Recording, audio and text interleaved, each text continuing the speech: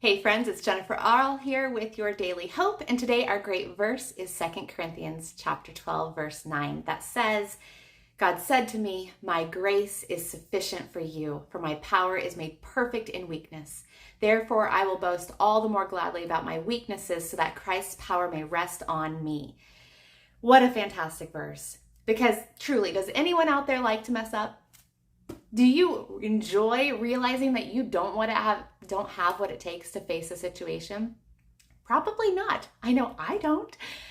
Those kinds of moments can fill us with such embarrassment or worse, shame.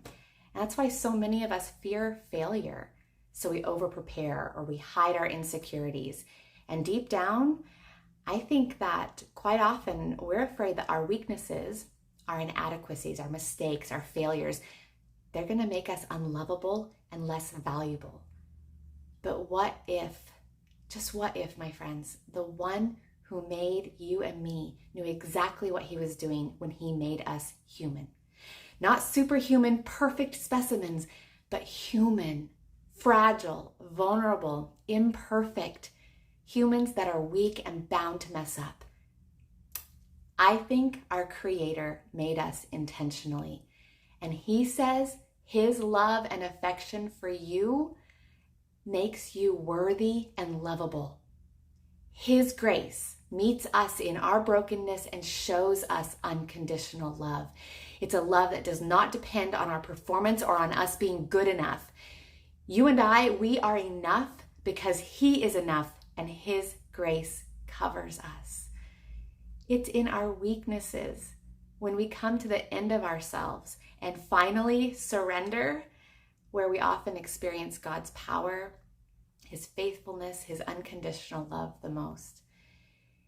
In our humble limitations, God can be seen most clearly. I mean, just think how time and time again throughout the Bible and throughout history, we see God choose the weak, the ones that others might disqualify, the youngest child, the one with a wounded past, the speaker like Moses with a stutter, to do great and mighty things for his kingdom.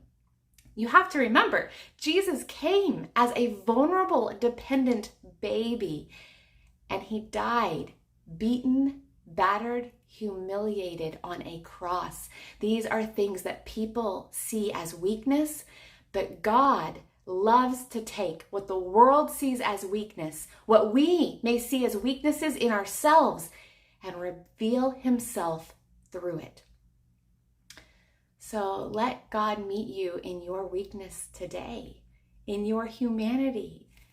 Whatever you've got going on, show up as your awkward, messy self and trust God's grace and that he turns our brokenness into his glory.